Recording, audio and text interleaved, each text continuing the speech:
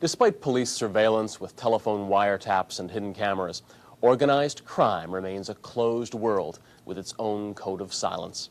But occasionally, the code is broken. When Cecil Kirby became a police informer just over 3 years ago, he had a lot to tell. If money had to be extorted, if people had to be threatened, if there was a killing to be done, Kirby was given the job. He was the enforcer. But then he became a police informer while remaining for several months inside an organized crime family. He kept notes and secretly recorded conversations. And in subsequent trials, his evidence played a big part in sending mob figures to prison for a long time. Kirby is in hiding. He's a marked man. And for that reason, his appearance has been changed for this film.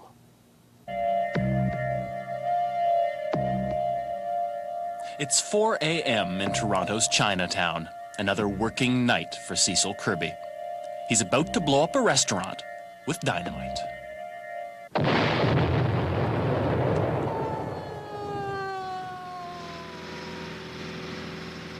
At the Wah Kyu Chop Suey house, one man is killed. He is the restaurant's cook, Chung Yin Kwan, and his body is found in the debris. Other employees have been injured, as well as the restaurant's owner, Sunny Lem, who has a broken arm.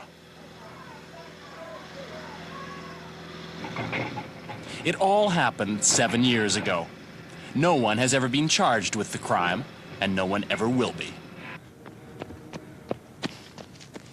The man who admits setting the explosion is free today to jog in Stanley Park in Vancouver. Because Cecil Kirby has been given immunity for all the crimes he committed, first with the motorcycle gang, then with the mafia. In the world of organized crime, he was known as a brutal enforcer. I was good at what I did. It was easy for me to do. I had no conscience at all at the time about what I was doing. I felt guilty about nothing. For the mob, he set bombs and fires, and he beat people.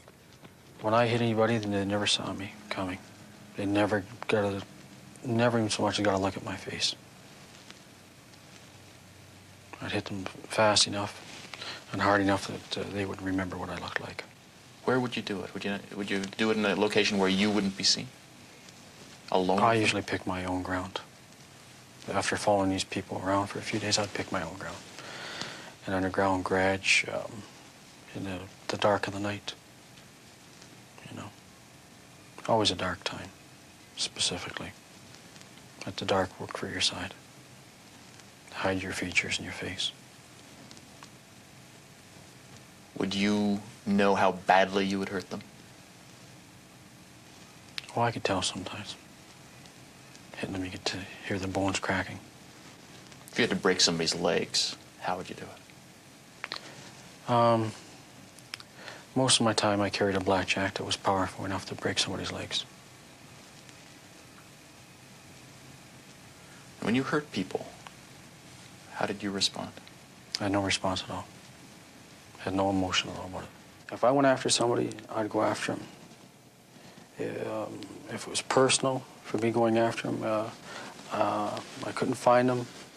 I'd look for them. One fella I looked for 2 years. I finally bumped into him.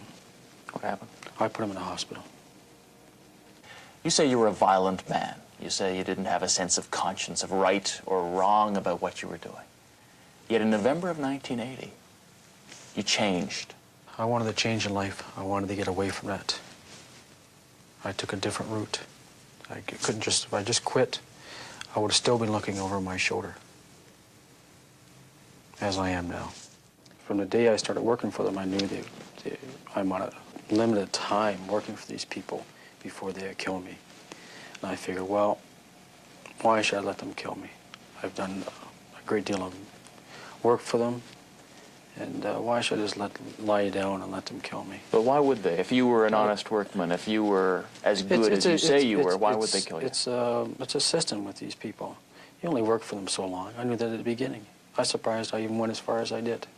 I knew too much, way too much. I had done too much for them. I was given contracts to kill people. 225 Jarvis Street is the headquarters in Toronto for the RCMP. And it was here in November 1980 that a corporal in the intelligence branch received a call from Cecil Kirby. I phoned the RCMP one day and I spoke to Corporal Mark Murphy. I just said to him, if you'd like to talk to me about some people involved in organized crime and a few unsolved murders, I said, will you meet me in half an hour? And he was a little reluctant to meet me, and I said, well, if you don't want to meet me, then don't meet me. And finally agreed he would. The site for the meeting was a Toronto landmark, Casaloma.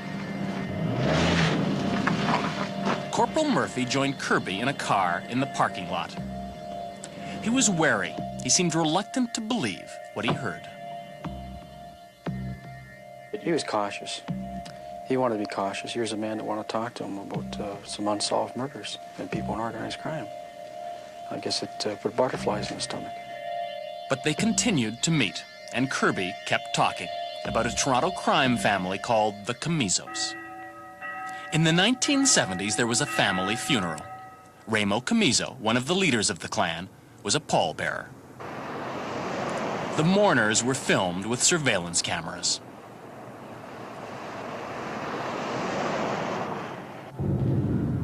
Ramo Kamiso, the man on the left, represents the new young generation of mafia leaders. 37 years old, he was born in Siderno, Italy, the base for the Siderno Group, who are known to be tougher and more violent in their dealings than Canada's older mafia. And Ramo Kamiso has a younger brother, Cosimo Kamiso. In 1981, Cosimo Kamiso wanted to arrange a murder using Kirby. Cosmo Commisso came to me and he offered me a contract of $15,000 to go to Connecticut and kill this woman that was causing some trouble in a family, another family down there that was linked to the Commissos. And I said to him I wanted some time to think about it before I'd give him an answer. When someone says to you, Kirby, we want you to kill a woman in Connecticut, do you ask why? Do you want to know why? I didn't ask why then, no. Don't you want to know? No, not at the time, no. You're killing her.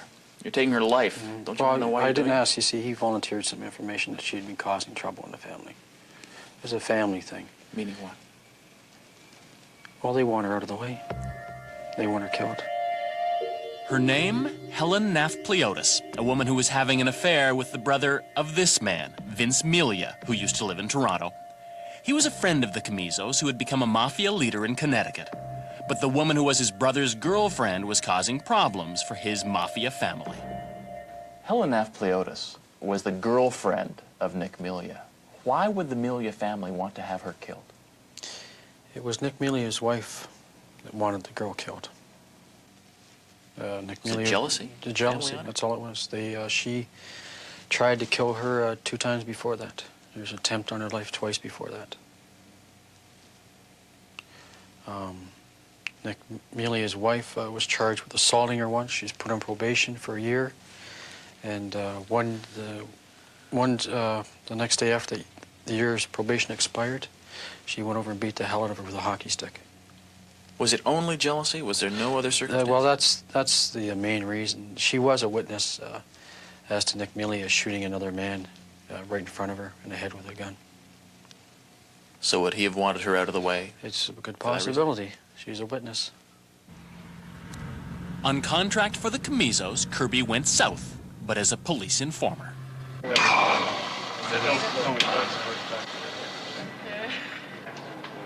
Kirby came to a hotel in Stamford, Connecticut. And here, in this bar, he met 2 members of the Melia family. They handed him the keys to the house of Helen Nafpliotis and the keys to her car. Kirby was also given a gun. But the entire meeting was being observed from around the bar by agents of the FBI. There's 2 sitting across at the bar. And I sat down at the table with Nick Melia, or with Vince Melia, excuse me. And there's some people sitting across from us. He said, the guy looks like a cop. Was he? No, he wasn't. You know, I felt like saying, no, the cop's over at the bar there. But he wasn't. These people are always looking around, always paranoid about police being around, especially when you're involved in something like a conspiracy to kill somebody. So they expected you to kill that woman? Oh, yes, kill shortly her. after Kill her, meeting with them? Well, kill her and dispose of her body. There's a $1,000 bonus for disposing of her body to make sure she's not found. Kirby, Vince Melia, and Amelia associate Jerry Russo were secretly photographed in the hotel parking lot. FBI agents also got this picture. .22 caliber, equipped with silencer. Helen Neff Pleotis lived here, and every day she went to work in a barber shop owned by the Melia family. On the day appointed for her killing, Kirby, his RCMP contact, and FBI agents set to work on a ploy. She was coming out of the house. All the surveillance teams and cars followed her. Then when she proceeded onto Interstate 95, the FBI agent, John Sheeman, stopped her. Told her there was an attempt on her life. There was a contract on her life to kill her through Vince Melia. And she broke down and cried, and she cooperated with him after that. Where is she now? I have no idea where she is now. But you went back to Canada, and you said you had killed her. The job was done. Correct. I Said went you back killed to Canada and told Cosmo Commisso that I met him out at the Howard Johnson's at the airport inn, at the airport strip there, and told him that the girl's dead and that he owed me $15,000, American,